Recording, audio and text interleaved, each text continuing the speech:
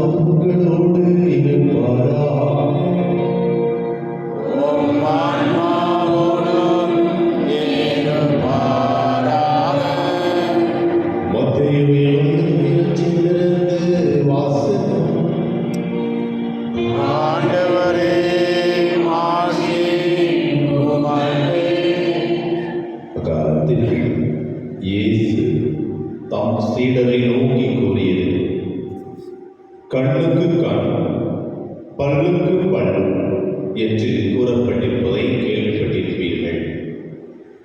ஆனால் நான் உங்களுக்கு சொல்கிறேன், தீமை செய்பவரை எதிர்க்க வேண்டாம், மாறாக உங்களை வலது கன்னத்தில் அறைபவருக்கு மறு கன்னத்தையும் திருப்பி காட்டுங்கள்.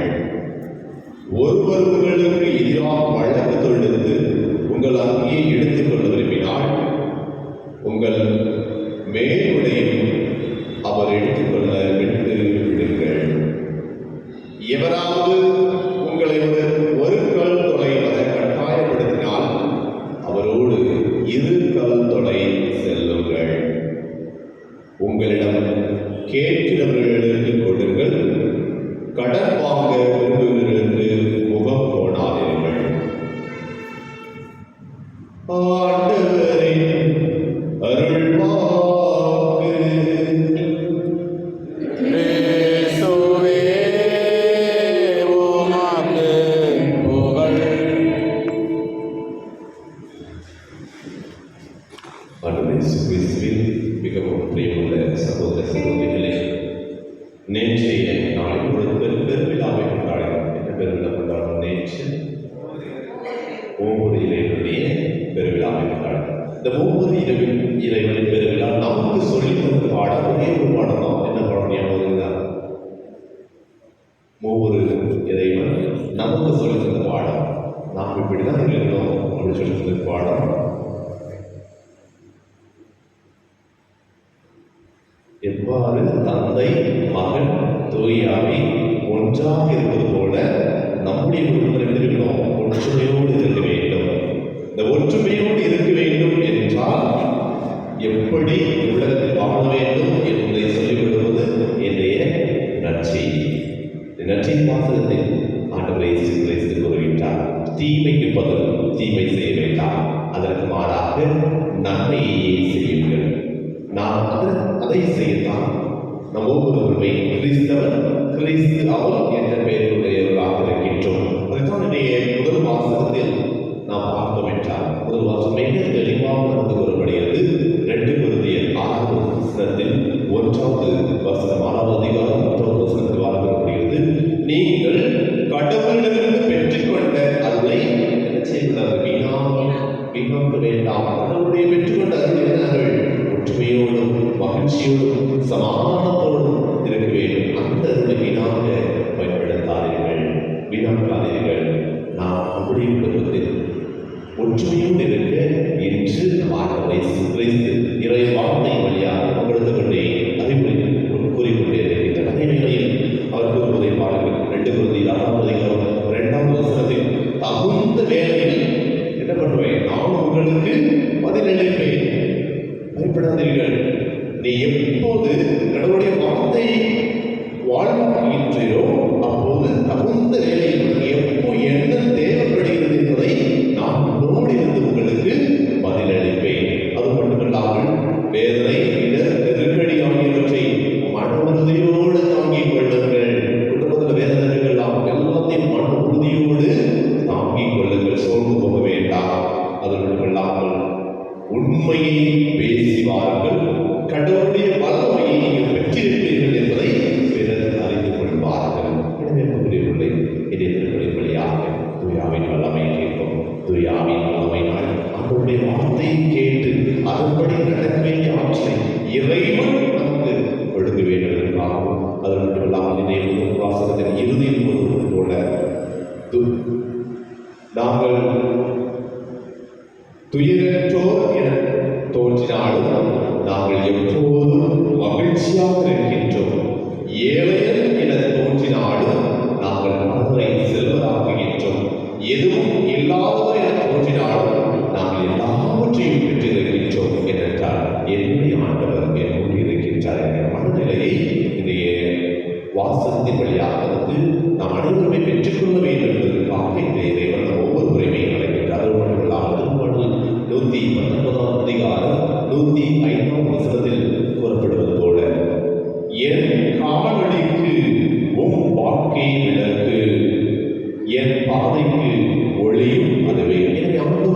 வார்த்தையை வாழ்வாக்க வேண்டிய ஆற்றை தூயாவின் வல்லமை பெற்று இதனுடைய வாக்கை நம்முடைய வாழ்வாக மாற்ற வேண்டிய ஆற்றை இறைவன் கொடுக்க வேண்டுவதற்காக நம்முடைய சிறப்பாக ஜெபிப்போம்.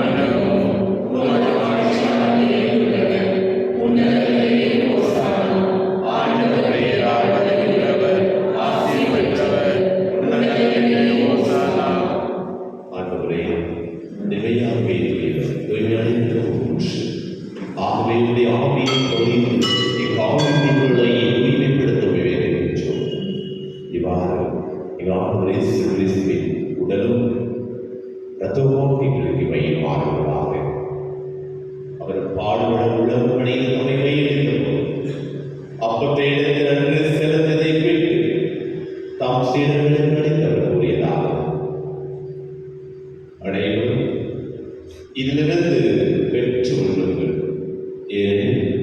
இது உங்களுக்காக கையெழுப்படும் என் உடல்.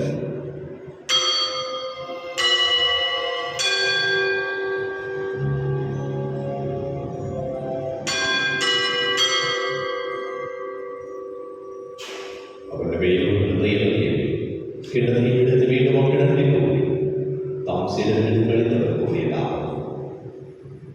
அனைவரும் இதிலிருந்து பெற்று பருகுங்கள், ஏனெனில் இது புதிய எளிமையான உடன்படிக்கைக்கு உரிய ரத்தத்தின் கிண்ணம். இது பாவ மன்னிப்புக்கென்று உங்களுக்காகவும் பலருக்காகவும் சிந்தப்படும். இதை நினைவாக செய்யுங்கள்.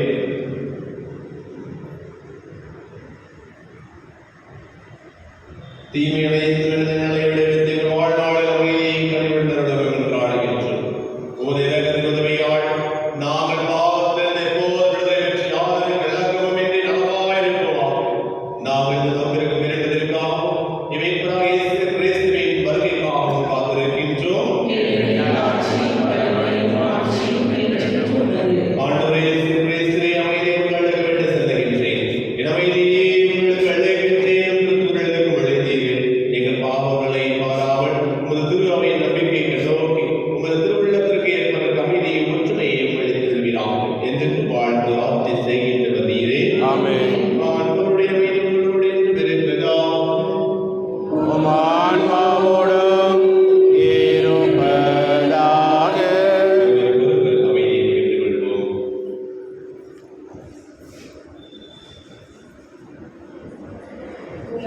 பாவம் போக்கும் இறைவனின் கமரியே எம்மேல் இரக்கமையும் உலகின் பாவம் போக்கும் இறைவனின் கமரியே எம்மேல் இரக்கமையும் உலகின் பாவம் போக்கும் இறைவனின் கமரியே எமக்கு அமைதியருளும்.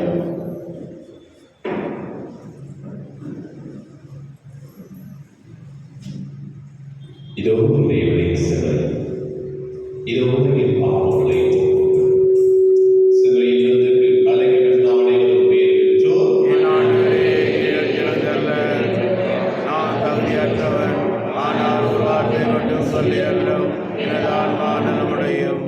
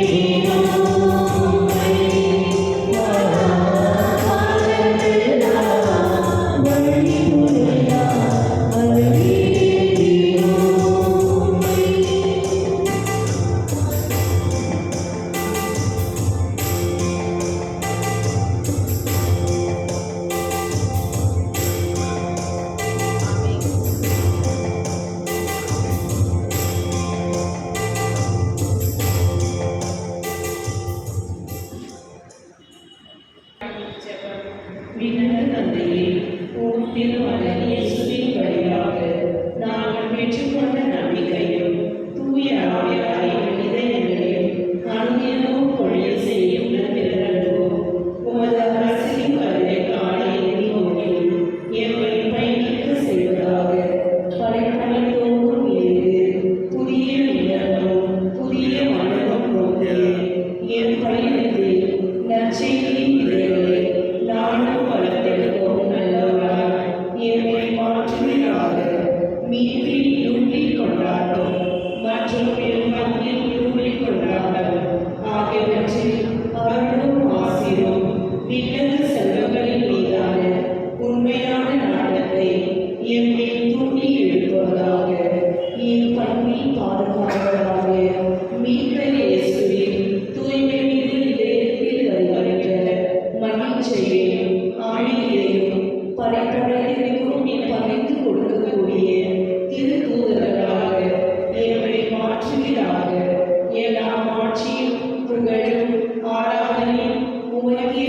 செய்வீராக.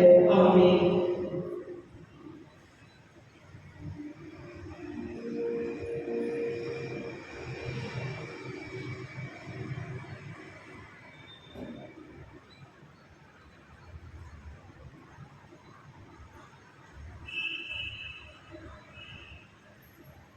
நான் ஆண்டவரிடம் ஒரு விண்ணப்பம் செய்தேன், அதே நான் தேடி நாடினேன்.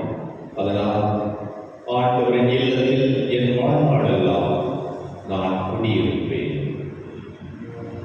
நன்றி கூறி மன்றாடுவோமா. ஆண்டவரை நாங்கள் உட்கொண்டவும் திருவுணவு நம்பிக்கையால் நம்மை ஒன்றித்திருப்பதை குறித்து காட்டுகின்றது. அதுபோல உமது திருவையின் ஒற்றுமையை அது விளைவிப்பதாம். எங்கள் ஆண்டவராகிய கிறிஸ்து வழியா உம்மை நாடுகின்றோம்.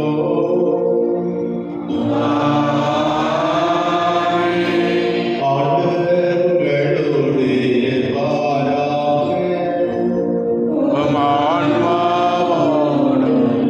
இருப்பாராக.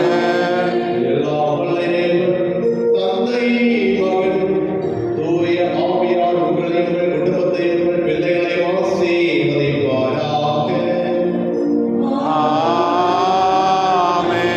சென்று வாருங்கள், திருப்பலி நிறைவேறியது.